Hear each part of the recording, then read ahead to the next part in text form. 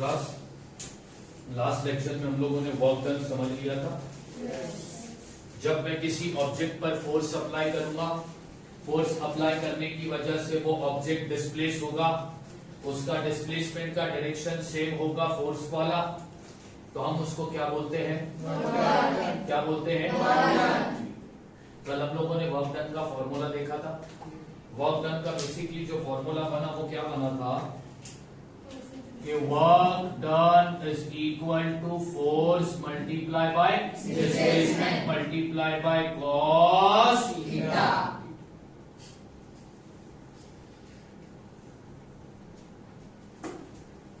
Okay, हाँ, आज 3 अलग केस पढ़ेंगे वर्क डन के।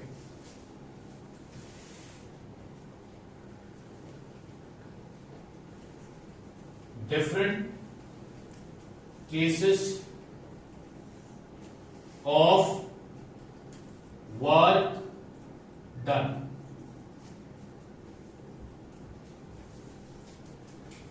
Case number 1,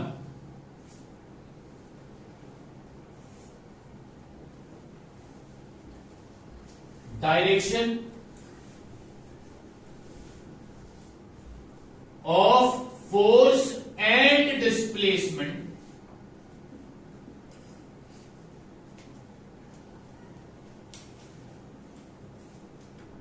are same। ये पहला केस पढ़ने जा रहे हो। पहला केस क्या है? फोर्स का और डिस्प्लेसमेंट का डायरेक्शन कैसा है? अच्छा, ये केस जो पढ़ने जा रहे हो तो किसका पढ़ने जा रहे हो? ठीक है। अब पहले केस में फोर्स, अप्लाइड फोर्स और ऑब्जेक्ट का डिस्प्लेसमेंट दोनों का डायरेक्शन कैसा है? दोनों का डायरेक्शन कैसा है? सपोज करो पॉइंट ए पर ऑब्जेक्ट है, ठीक है, मान लो ये ऑब्जेक्ट है। क्या है ये? ऑब्जेक्ट। इस पर मैंने फोर्स लगाया कौन से डायरेक्शन में? ठीक है, और ये ऑब्जेक्ट मूव हुआ अपवर्ड डायरेक्शन में। ऑब्जेक्ट मूव भी हो गया अपवर्ड डायरेक्शन में। ऑब्जेक्ट पर जो मैंने फोर्स लगाया था वो कौन से डायरेक्शन में लगाया? यानी फोर्स लगा अपवर्ड डायरेक्शन में, और डिस्प्लेसमेंट भी हुआ अपवर्ड डायरेक्शन में। तो अब इस केस में वर्क डन क्या होगा? इस केस में वर्क डन क्या होगा? तो सबसे पहला देख लो, कल मैंने बताया था फोर्स वाली लाइन, फोर्स के डायरेक्शन वाली लाइन और डिस्प्लेसमेंट के डायरेक्शन वाली लाइन जब दोनों मिलते हैं तो वो क्या बनाकर देते हैं? उनके बीच में क्या बनता है? एंगल बनता है। क्या बनता है? एंगल। क्या बनता है? एंगल। यहां पर फोर्स का और डिस्प्लेसमेंट का पॉइंट सेम है? यस और नो? यस और नो? तो यहां पर जो एंगल बनेगा वो कितना डिग्री का होगा? एंगल को डिनोट करते हैं अपन किससे? थीटा से ना। तो यहां पर जो एंगल बनेगा वो कितना डिग्री का होगा? क्योंकि फोर्स और डिस्प्लेसमेंट दोनों का पॉइंट, दोनों का डायरेक्शन सेम है। दोनों का डायरेक्शन सेम है। तो अब यहां पर जो एंगल बनेगा वो कितने डिग्री का एंगल बनेगा? 0 डिग्री का एंगल बनेगा। बात समझ में आई? अब फाइंड करते हैं क्या? Work done. चलो वर्क डन का फॉर्मूला लिखो पूरा वही। Work done is equal to force into displacement into cos theta. फिर तुम बोलते हो work done is equal to force into displacement into cos theta. कितना डिग्री है भाई? 0। कितना डिग्री है? 0। कितना डिग्री है? 0। अच्छा, अब यहां पर मैं कॉस 0 डिग्री की वैल्यू लिख देता हूं। कॉस 0 डिग्री की वैल्यू होती है 1। कितनी होती है? 1। कॉस 0 डिग्री की वैल्यू क्या है? 1। तो अब यहां पे लिखता हूं work done is equal to force into displacement into cos 0 degree की वैल्यू क्या है? 1। Therefore work done is equal to force multiply by what? Displacement. ठीक है, work done is equal to force multiply by displacement. यानी ये formula इस्तेमाल करेंगे कब? जब direction of force and direction of displacement are same. अब इस वर्क डन को हम बोलते हैं पॉजिटिव वर्क। क्या बोलते हैं इसको? Positive work. याद रखना इस बात को आप। पॉजिटिव वर्क डन किसको बोलते हैं? जब फोर्स का डायरेक्शन और डिस्प्लेसमेंट का डायरेक्शन दोनों भी सेम, तो उसको बोलते हैं पॉजिटिव वर्क। Positive work. पहला केस समझ में आया? पक्का? चलो अब दूसरा केस लेते हैं।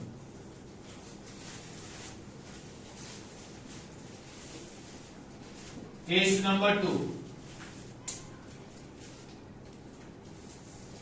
when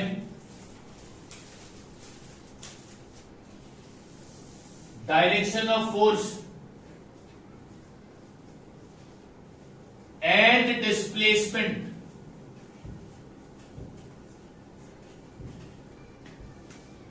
are opposite,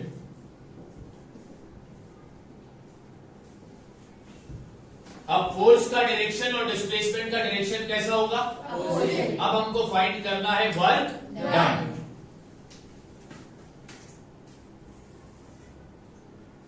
फोर्स लगा अपवर्ड डायरेक्शन में,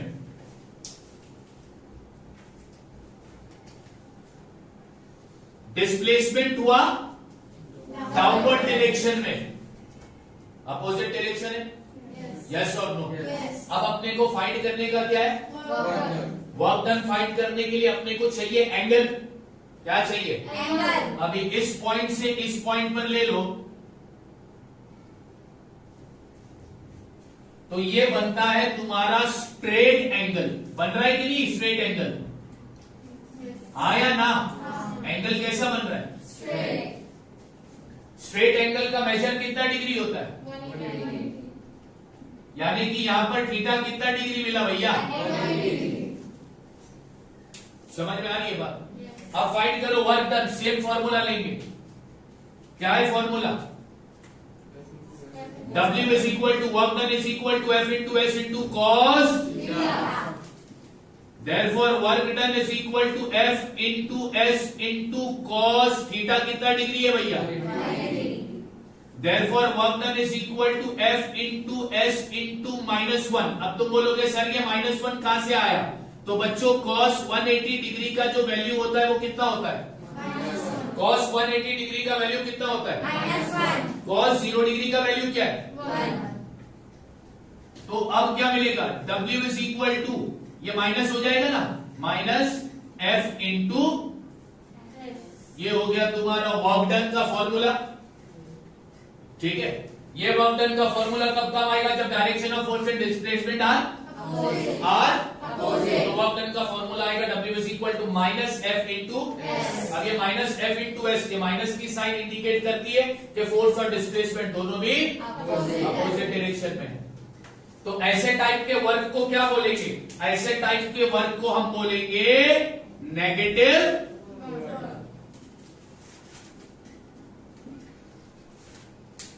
पहला देख लिया पॉजिटिव वर्क, दूसरा देख लिया नेगेटिव वर्क। चलो अब तीसरा केस, लास्ट केस तुम्हारे सिलेबस का।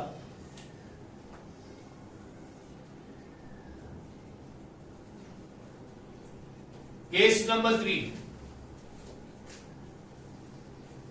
when direction of force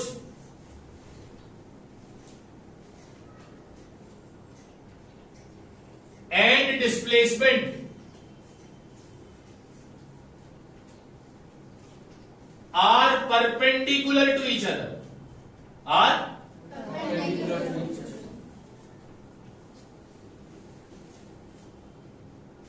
ठीक है, तो ये बनाता हूं मैं फोर्स वाली लाइन, सॉरी डिस्प्लेसमेंट ले लेते हैं इसको।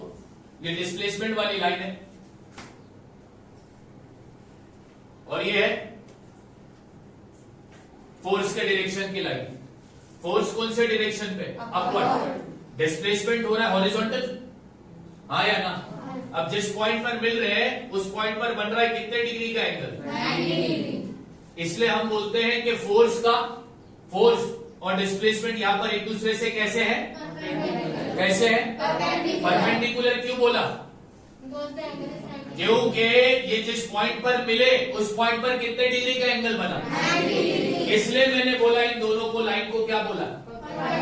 इसलिए मैं यहाँ पर बोलता हूँ फोर्स और डिस्प्लेसमेंट कैसे है? क्यों है ये परपेंडिकुलर? क्योंकि ये जिस पॉइंट पर मिले उस पॉइंट पर कितने डिग्री का एंगल बना? बना ना। चलो अब इस केस का फाइंड करते हैं work. Same formula, work done is equal to F into S into cos, work done is equal to F into S into cos, यहां पर थीटा कितना डिग्री है? Work done is equal to F into S into cos 90 degree की value, cos 90 degree की value क्या है? याद रखना, कॉस 90 डिग्री की वैल्यू क्या है? 0। अब जो भी नंबर ये अल्फाबेट को 0 से मल्टीप्लाई करोगे आंसर क्या आएगा? 0। Therefore work done is equal to what? 0। Work done is equal to what? 0। इसको बोलते हैं जीरो वर्क। क्या बोलते हैं इसको? Zero work. तो वर्क डन पॉजिटिव भी हो सकता है, नेगेटिव भी हो सकता है, जीरो भी हो सकता है। पॉजिटिव कब होगा? जब दोनों का डायरेक्शन सेम होगा। नेगेटिव कब होगा? जब दोनों का डायरेक्शन अपोजिट होगा। जीरो कब होगा? जब दोनों का डायरेक्शन एक दूसरे से परपेंडिकुलर होगा। कॉस 0 डिग्री की वैल्यू क्या है? 1।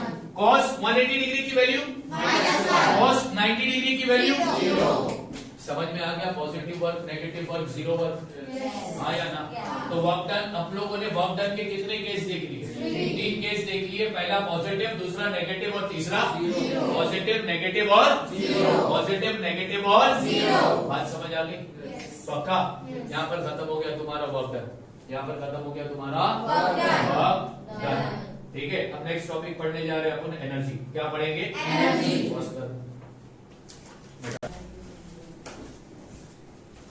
ओके, नेक्स्ट टॉपिक क्या है?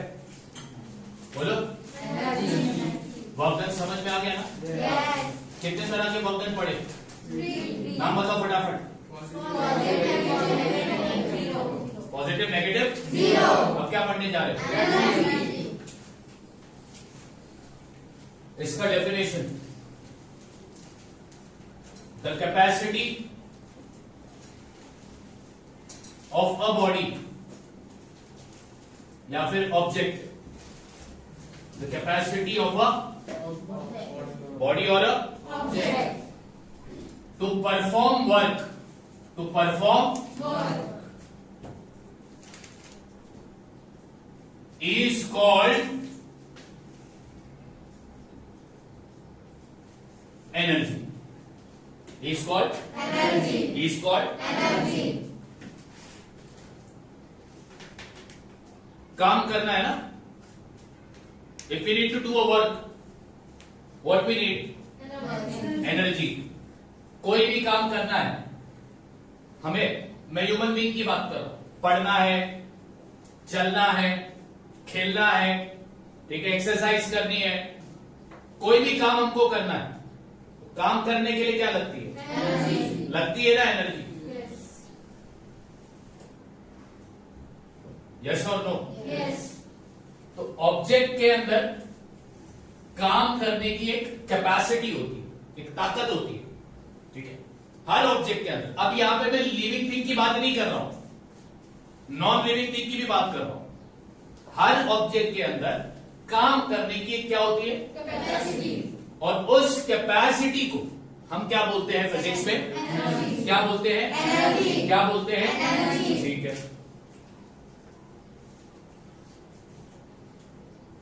इसका एसआई यूनिट वही रहेगा जो वर्क का था। वर्क का एसआई यूनिट क्या था? तो एनर्जी का भी एसआई यूनिट क्या होगा? जूल। ठीक है, it is a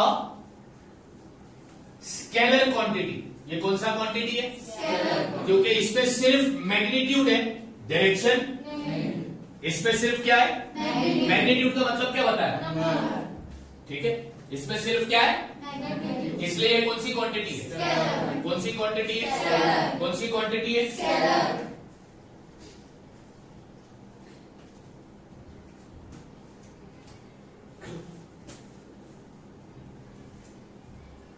energy are available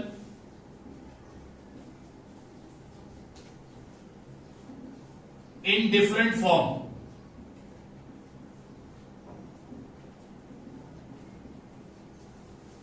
energy अलग अलग शक्ल में अवेलेबल है, अलग अलग फॉर्म में अवेलेबल है, such as heat, light, solar, mechanical etcetera. Energy कौन कौन से फॉर्म में अवेलेबल है? Heat energy, light energy, solar energy, mechanical energy. हमारे टॉपिक में हमें कौन सी एनर्जी पढ़नी है? Mechanical energy. कौन सी एनर्जी पढ़नी है? मैकेनिकल एनर्जी दो तरह की होती है, काइनेटिक एनर्जी और दूसरा है पोटेंशियल एनर्जी। काइनेटिक एनर्जी और दूसरा क्या है? Potential energy. काइनेटिक एनर्जी और दूसरा क्या है? पोटेंशियल। काइनेटिक एनर्जी और दूसरा क्या है? पोटेंशियल। हमारे सिलेबस में हमें मैकेनिकल एनर्जी पढ़नी है, वो भी दो, एक काइनेटिक और दूसरा पोटेंशियल। एक काइनेटिक और दूसरा पोटेंशियल। बात समझ में आ गई? कोई भी काम करने की बॉडी के अंदर एक कैपेसिटी होती है, ताकत होती है, उस ताकत को फिजिक्स में क्या बोलते हैं? एनर्जी का ऐसा यूनिट क्या है? वो कौन सी क्वांटिटी है? एनर्जी कौन कौन से फॉर्म में अवेलेबल है? अब मैं दो इंपॉर्टेंट बात एनर्जी से रिलेटेड बताने जा रहा हूं, प्लीज उसको याद रखना।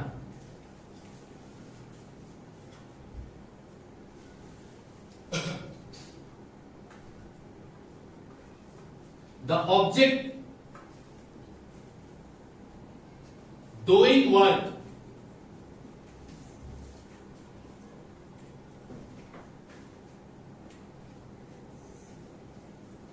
loses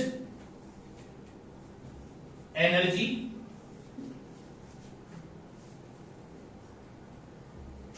object on whom work is done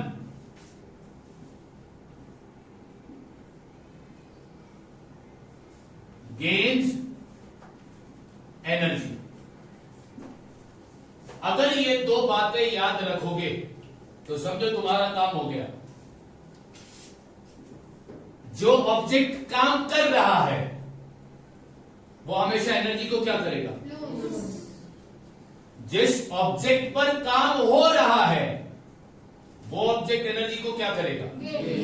यानी इससे एक बात समझ में आ गई कि काम करने के लिए या फिर काम को पूरा करने के लिए, काम को अकम्प्लिश करने के लिए, अचीव करने के लिए एनर्जी क्या होती है? ट्रांसफर होती है। क्या हो रही है बाबा? ट्रांसफर। क्या हो रही है बाबा? ट्रांसफर। क्या हो रही है बाबा? ट्रांसफर। कोई भी काम को अकम्प्लिश करना है, कोई भी काम को अगर अकम्प्लिश करना है, अचीव करना है, पूरा करना है, तो तुम देखोगे एनर्जी हमेशा क्या होगी? ट्रांसफर। एनर्जी हमेशा क्या होगी? ट्रांसफर। मिसाल देता हूं, तुमने बॉल को किक किया, तुमने बॉल को, ठीक है, यानी तुम बॉल पर एनर्जी लगा रहे हो, ठीक है, तो तुम एनर्जी को क्या कर रहे हो? लूज कर रहे हो, हाँ या ना? और वो एनर्जी कौन गेन किया? इसलिए तो वो मोशन में आया, हाँ या ना? हाँ या ना? अगर वो एनर्जी गेन नहीं करता तो क्या वो मोशन में आता? अब इसका और एक अच्छा एग्जांपल देता हूं। अब बॉल हटा दो, फुटबॉल के साइज का पत्थर ले लो और उसको किक करो, उसको किक करो, उतना ही जोर से किक करना जितने जोर से तुमने बॉल को किक किया था। पत्थर हिलेगा अपनी जगह से? क्यों नहीं हिलेगा भाई? क्योंकि उसने एनर्जी गेन, क्योंकि उसको उतनी एनर्जी मिली नहीं जितना उसको मूव करने के लिए चाहिए थी।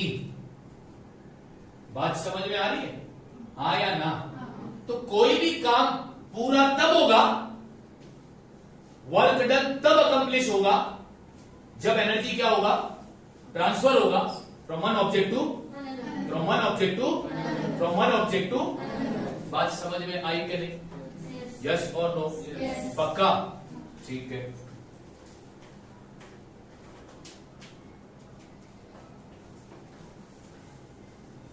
इधर एक पॉइंट लिखता हूं, if there is a work done, then there is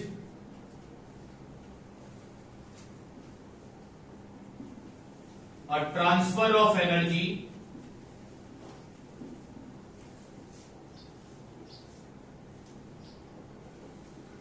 from one object to another object.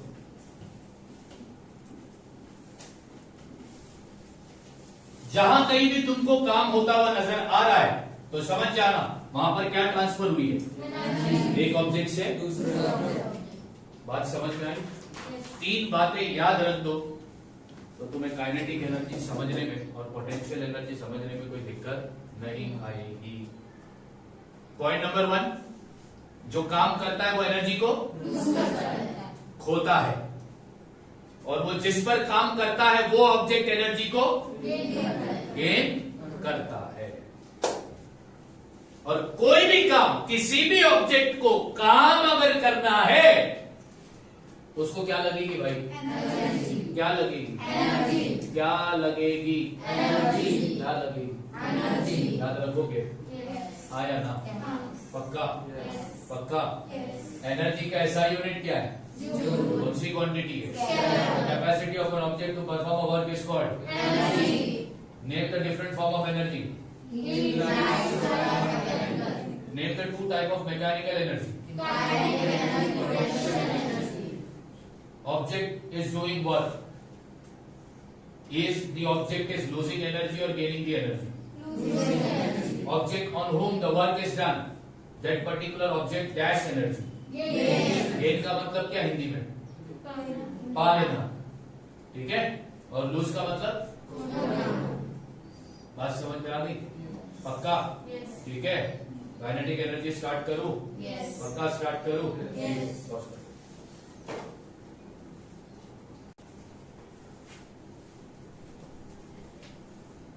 कर दिया? कौन सी एनर्जी पढ़ने जा रहे हैं? Kinetic energy.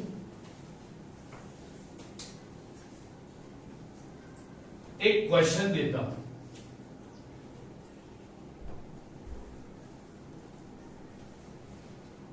How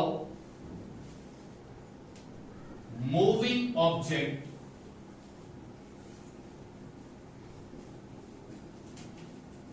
manage to accomplish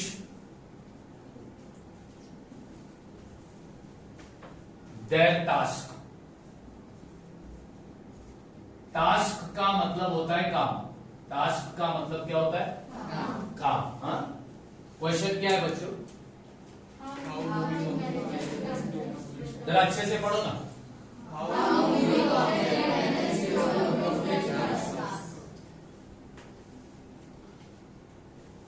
electricity हम यूज करते हैं, इलेक्ट्रिसिटी कैसे बनती है?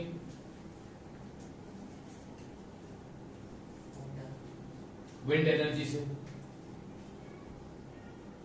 जनरेटर से, ठीक है? हवा से इलेक्ट्रिसिटी बनती है कैसे? विंड टरबाइन के बारे में सुना है क्या? किसी के गांव में, पिक्चर में, सीरियल में तुमने देखा होगा, एक बड़ा सा पंखा खेत में घूम रहा है, घूम रहा है, घूम रहा है, घूम रहा है। देखा है पिक्चर में? हाँ या ना? पक्का? उसको बोलते हैं विंड टरबाइन। क्या बोलते हैं? Wind turbine. वो घूमता है, इलेक्ट्रिसिटी बनती है, ठीक है। अब वो विंड टरबाइन को कौन घुमा रहा है? विंड। विंड यानी कि ठीक उसी तरह पानी से भी इलेक्ट्रिक करंट बनता है। कैसे? बहते हुए पानी को बहाओ जनरेटर की ब्लेड पर, तो वो उसके पानी जब जनरेटर की ब्लेड पर गिरता है तो वो ब्लेड क्या होगा? घूमेगा। ब्लेड क्या होगा? और कौन सी एनर्जी बनेगी? इलेक्ट्रिकल एनर्जी, यानी इलेक्ट्रिक करंट बनता है। अच्छा, गन में से जब बुलेट फायर करते हो तो उसके अंदर से क्या चलती है? बुलेट निकलती है ना? यस और नो? यस और नो? तो मैंने बुलेट का एग्जांपल दिया है, मैंने विंड टरबाइन का एग्जांपल दिया है, और मैंने इलेक्ट्रिक जनरेटर का एग्जांपल दिया है। विंड टरबाइन को घुमाने के लिए हवा लगती है, इलेक्ट्रिक जनरेटर को घुमाने के लिए पानी लगता है, ठीक है। और गन में से क्या फायर होता है? ठीक है। हाँ, अब ध्यान से सुनना, क्वेश्चन क्या था? How moving object manage to accomplish their task. Wind बहता है, वो मूविंग ऑब्जेक्ट है, हाँ या ना? पानी बहता है, वो मूविंग ऑब्जेक्ट है, हाँ या ना? बुलेट जब वो बंदूक से निकलती है तो वो मूव करती है, वो मूविंग ऑब्जेक्ट है। हवा मूविंग ऑब्जेक्ट है, पानी मूविंग ऑब्जेक्ट है, बुलेट भी मूविंग ऑब्जेक्ट है। हवा का काम क्या है? टरबाइन को घुमाना। पानी का काम क्या है? इलेक्ट्रिक जनरेटर को घुमाना। बुलेट का काम क्या है? निशाने पर जाकर लगना। यस और नो? ये उनके काम है, ये उनके क्या है? हवा का भी काम है विंड टरबाइन को घुमाना। तो हवा ये काम कैसे करता है? पानी का काम है, बहते हुए पानी का काम है इलेक्ट्रिक जनरेटर को घुमाना। तो बहता हुआ पानी वो काम कैसे करता है? बुलेट का काम है ऑब्जेक्ट से जाकर टकराना। तो वो चलता हुआ बुलेट वो काम कैसे करता है?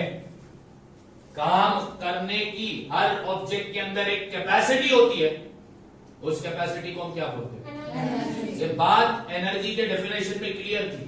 हर ऑब्जेक्ट के अंदर, चाहे वो ऑब्जेक्ट रुका हुआ हो, चाहे वो ऑब्जेक्ट चलता हुआ हो,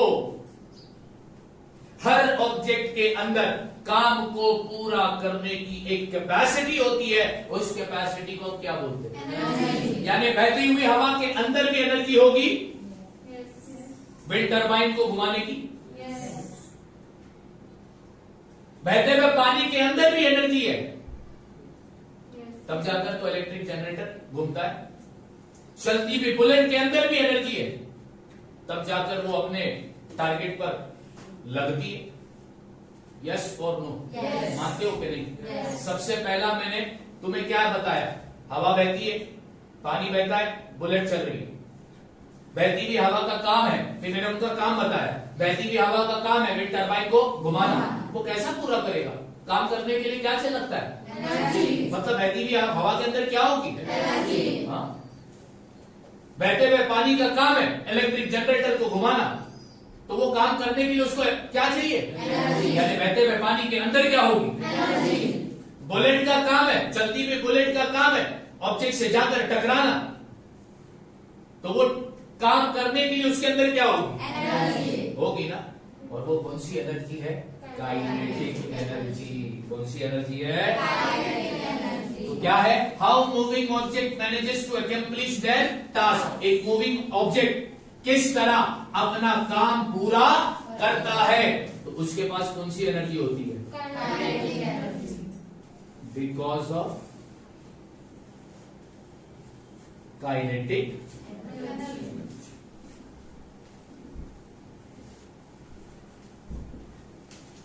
बात समझ में आया ना? अब एग्जाम में आया, what is kinetic energy? What is kinetic energy? Kinetic energy क्या होती है? तो क्या लिखोगे? डेफिनेशन जो तुम्हारे टेक्स्ट बुक में दिया है वो लिखना। Energy which an object has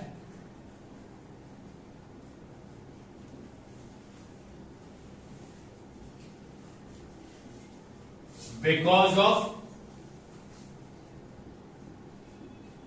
its motion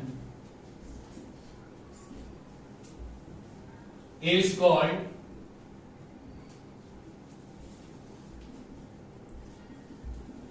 kinetic energy, is called kinetic energy. ये है काइनेटिक एनर्जी का डेफिनेशन। क्या है डेफिनेशन पढ़ो।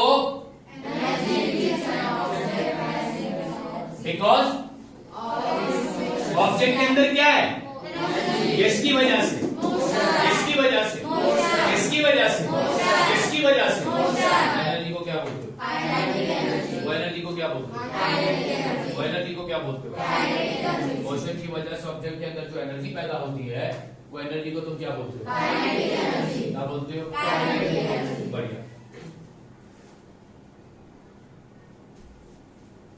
एक एग्जांपल लेते हैं, तुम मेरे को बताना कि क्या होगा।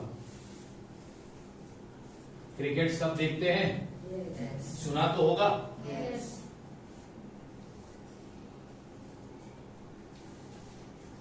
When a fast cricket ball strike the stump, ये एग्जांपल किसका लिया है मैंने, कौन सी एनर्जी का है, ध्यान से समझना। काइनेटिक एनर्जी समझाने जा रहा हूं, इसके एंड में तुम एक इंपॉर्टेंट बात, तुम खुद ही कंक्लूजन निकालोगे कि वाकई में सर यही होगा। वर्क डन का फॉर्मूला क्या है, फोर्स इनटू डिस्प्लेसमेंट, ठीक है। अब जब भी मैं वर्क डन का फॉर्मूला पूछूंगा तो मैं कौन से केस के बारे में बात करता हूं, फोर्स का और डिस्प्लेसमेंट दोनों का डायरेक्शन। अब हम लोग वही केस कर रहे हैं, अब वही केस करेंगे, सिर्फ वही केस करेंगे। जब फोर्स और डिस्प्लेसमेंट का डायरेक्शन सेम होता है तो work done is equal to force into displacement. बात समझ में आ रहा है कि नहीं, ठीक। अब तुम मेरे को बताओ, फास्ट क्रिकेट बॉल टकराती है किससे, तो क्या होता है, बोलना, बिंदास बोलने का, क्या होता है, स्टंप गिर जाता है, स्टंप ना। दो बातें हैं, दो ऑब्जेक्ट है, फास्ट क्रिकेट बॉल और दूसरा स्टंप। इन दोनों में से मोशन में कौन है, ये भैया मोशन में है, और ये कौन से पोजीशन पर थी, ये रेस्ट पोजीशन पर है।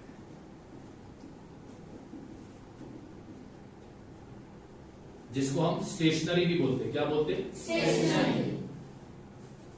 अभी यहां पर स्टेशनरी का मतलब pen pencil scale Xerox paper नहीं होता, यहां पर स्टेशनरी, फिजिक्स में स्टेशनरी मतलब रुका हुआ। इतना क्लियर है।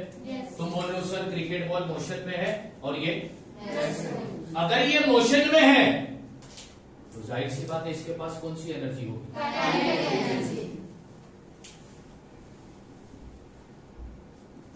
के स्टैंड फॉर, के स्टैंड फॉर, के स्टैंड फॉर, ठीक है। जब ये फास्ट क्रिकेट बॉल स्टंप से टकराया, when it strike the stump, when it strikes the stump, तो अभी रिजवान ने बोला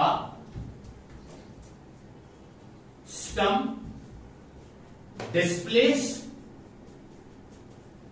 हाँ या ना, हाँ या ना, हाँ या ना, पक्का।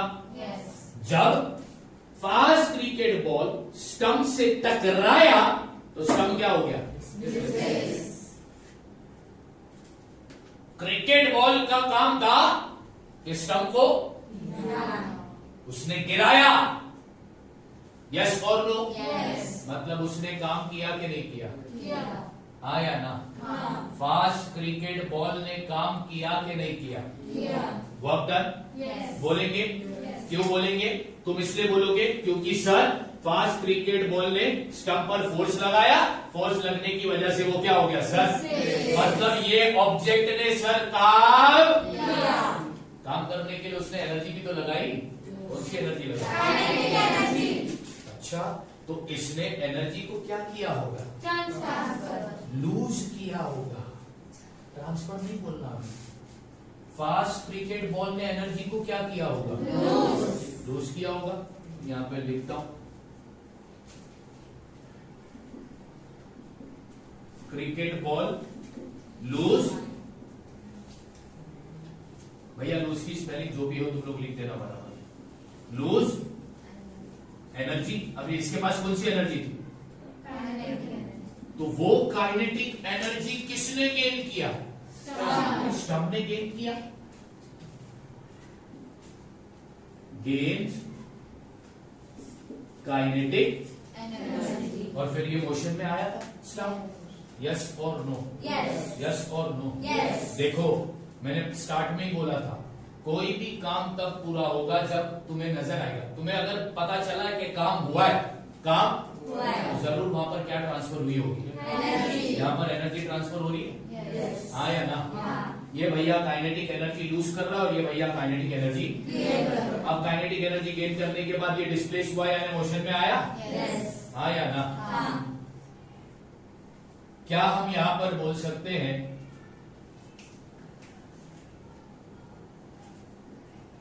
Work done by cricket ball is equal to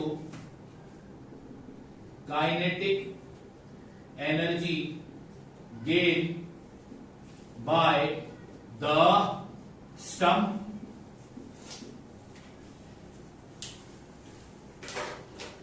work done by is equal to,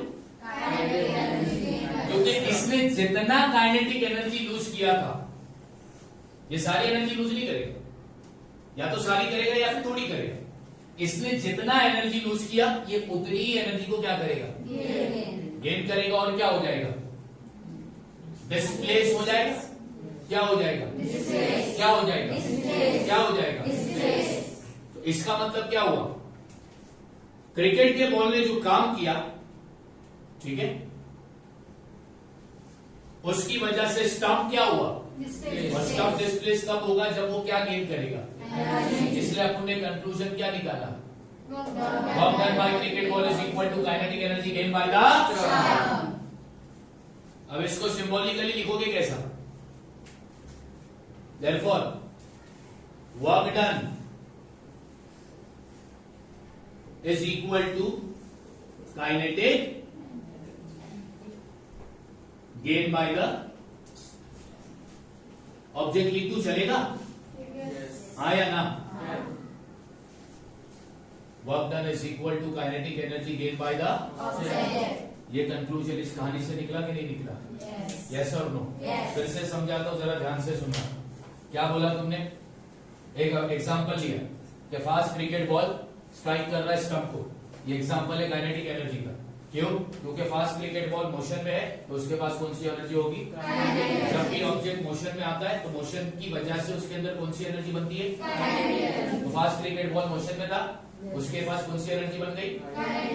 kinetic energy. जब उसने स्टंप को स्ट्राइक किया, तो क्या हो रहा है?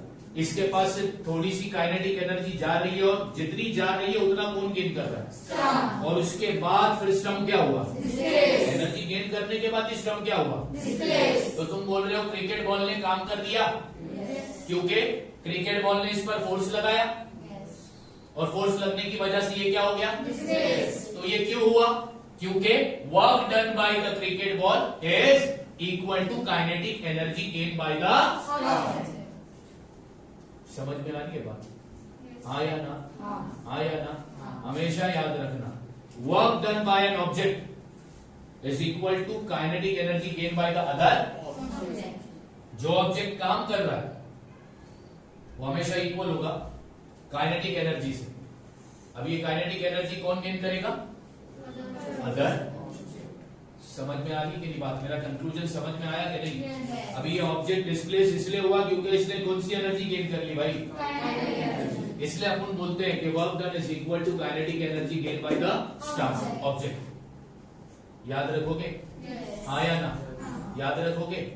Work done is equal to kinetic energy gain by the Object. Work done is equal to kinetic energy gain by the Object. Work done is equal to kinetic energy gain by the Object. जब object motion में होता है तो motion की वजह से उस object के अंदर जो एनर्जी पैदा होती है उस एनर्जी को क्या बोलते हैं? Kinetic energy. क्या बोलते हैं? Kinetic energy. क्या बोलते हैं? Kinetic energy. क्या बोलते हैं? Kinetic energy.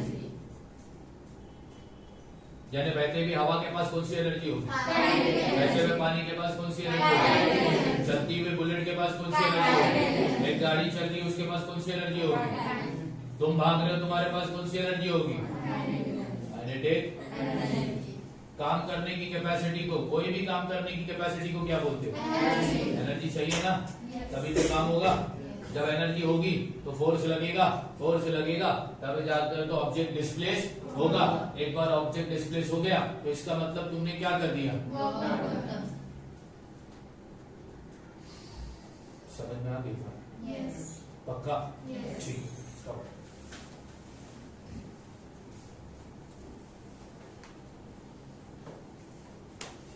अब क्या टॉपिक है? यानी अब अपन क्या बनाने वाले? किसका फॉर्मूला बनाने वाले? किसका फॉर्मूला बनाने वाले? किसका फॉर्मूला बनाने वाले? इधर वो पॉइंट लिख लेता हूं जो अभी समझाया था। Work done is equal to kinetic energy gain by the object. Done. अब किसका फॉर्मूला बनाएंगे? Kinetic energy.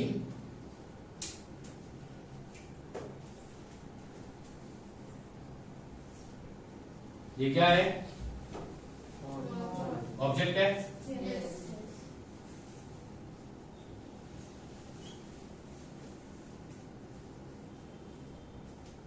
मान लो इसका मास है, क्या है? क्या है? कौन से पोजीशन पर है?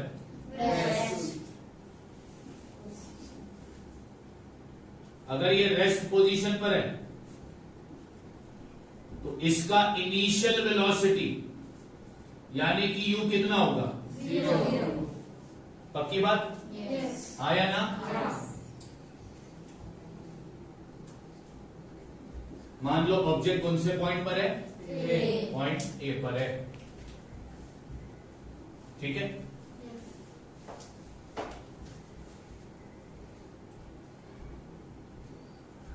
अब तुम ऑब्जेक्ट पर क्या अप्लाई कर रहे हो? कितना? एफ। ऑब्जेक्ट पर क्या अप्लाई किया तुमने? तो अभी ऑब्जेक्ट क्या होगा? मूव करेगा।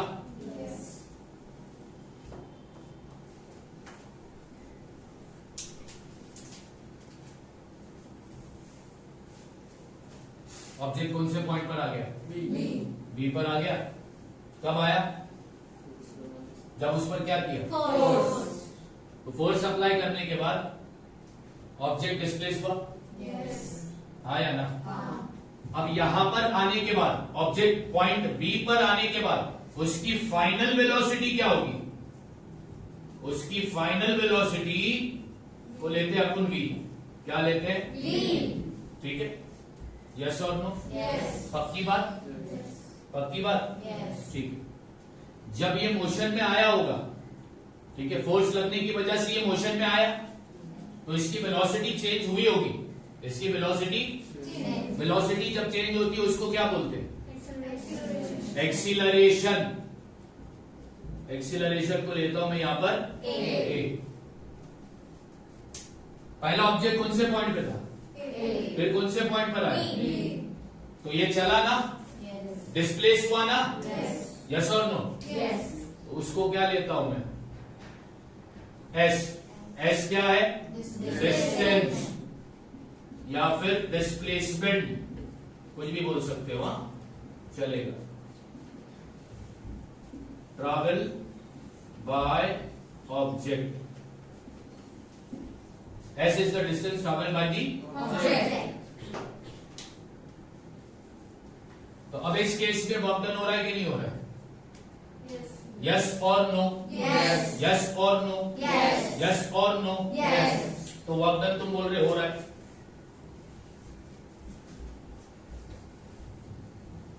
Then the work done is, कितना काम हो रहा है? वर्क डन कैसे मिलेगा? फोर्स का डायरेक्शन, डिस्प्लेसमेंट दोनों का डायरेक्शन सेम है ना? वर्क डन का फॉर्मूला क्या लोगे? पक्की बात? यस और नो? इसको मैं देता हूं equation number,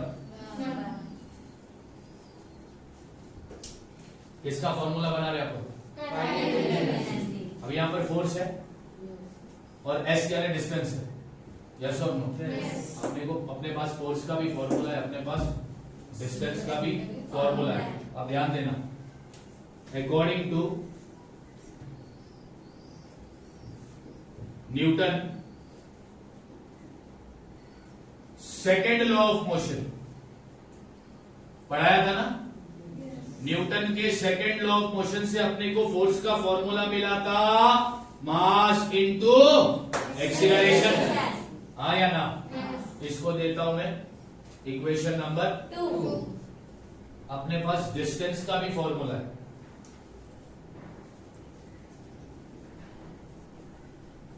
according to Newton second equation of motion, पढ़ाया था equation of motion.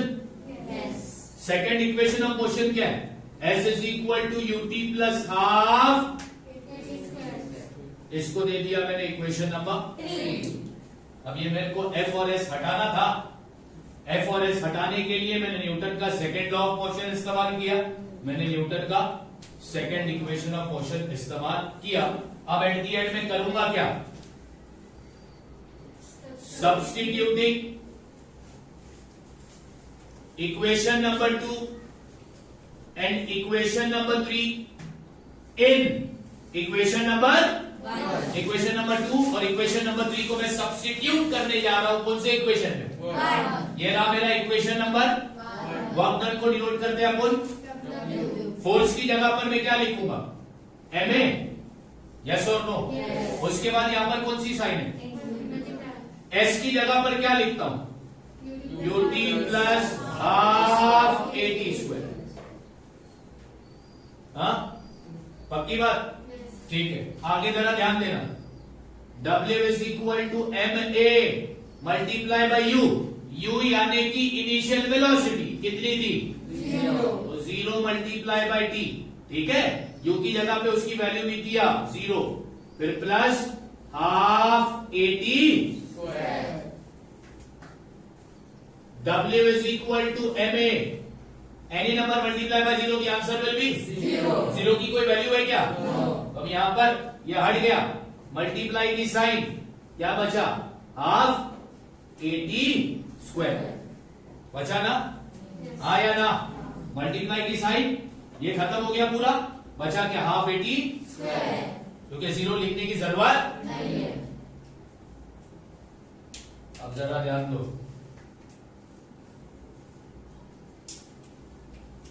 W is equal to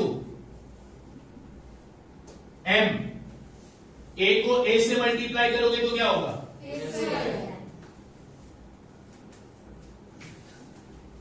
T square as it is और half as it is, yes और नो? हाँ या ना?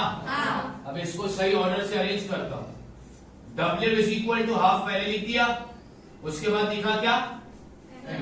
अब A के ऊपर भी स्क्वायर है और मतलब दोनों के लिए स्क्वायर कॉमन है, तो मैंने क्या किया? AT को ब्रैकेट में लिखा और ब्रैकेट के बाहर डाल दिया चलेगा? ऐसा होगा तो ये जो ब्रैकेट के बाहर वाला स्क्वायर है ये A के लिए भी और अब इसको दे दो तुम equation number 4।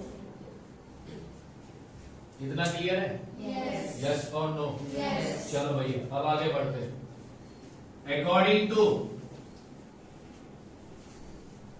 Newton first equation of motion. अब मैं न्यूटन के फर्स्ट इक्वेशन ऑफ मोशन का क्या कर रहा हूं, इस्तेमाल। न्यूटन का फर्स्ट इक्वेशन ऑफ मोशन क्या बोलता है, v is equal to U plus, okay, therefore v is equal to U, U की वैल्यू अपने को मालूम है क्या है, 0 प्लस 80, तो v की वैल्यू क्या आ गई 80। 80 को 0 से प्लस करोगे आंसर क्या आना है, इसको दे दो equation number.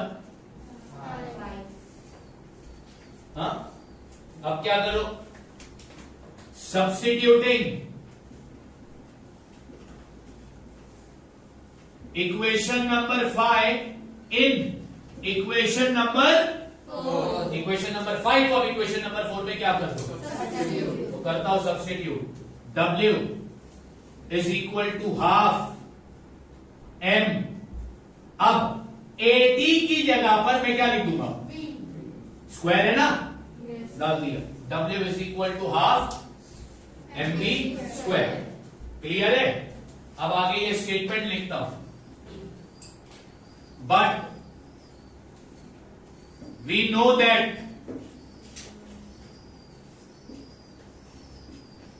Work done is equal to kinetic energy gained by the, ये अपने को पता है ना, यस और नो, वर्क डन और काइनेटिक एनर्जी दोनों एक दूसरे से, कुछ नहीं किया, इधर वर्क डन था, वर्क डन की जगह पर क्या लिख दूंगा मैं अभी, therefore kinetic energy is equal to half mv, ये बन गया काइनेटिक एनर्जी का फॉर्मूला, सिंपल है।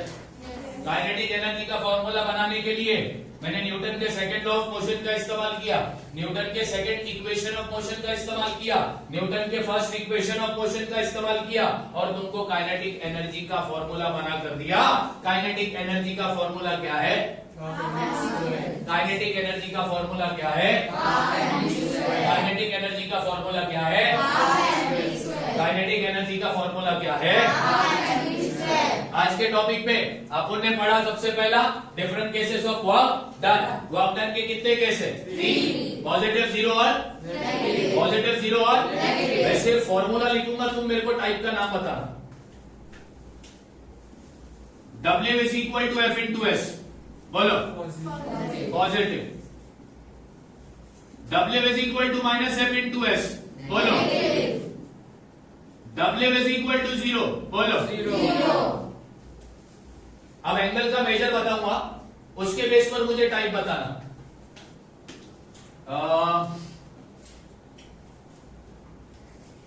0 डिग्री, 180 डिग्री, 90 डिग्री, बात समझ में आई। तो वर्क डन के डिफरेंट केस देखने के बाद अपन ने देखा एनर्जी का definition, the capacity of an object to do a that particular capacity in physics is called energy. Energy is which quantity? Scalar. SI unit of energy is joule. The two important points regarding the energy are object who is doing work, that object will always dash energy. Loses. Object on whom the work is done, that object will always dash energy. Gain. Whenever the work is done, over there you will find dash of energy. Transfer of energy. जब भी कोई object motion में होता है तो उसके अंदर एक एनर्जी होती है, उस एनर्जी को क्या बोलते हैं, क्या वर्क डन और kinetic energy gain by the other object, both are equal, yes they are equal. The formula of kinetic energy is, formula of kinetic energy is, formula of kinetic energy is done and dusted, yes और no. अब ये structure के कितने topic बचे, एक बचा potential energy, फिर बचा law of conservation of energy और बचा फ्री फॉल। 3 टॉपिक बचे। कितने टॉपिक बचे, 3 टॉपिक बचे। समझ में आया, मजा आया, ठीक है भाई, चलो।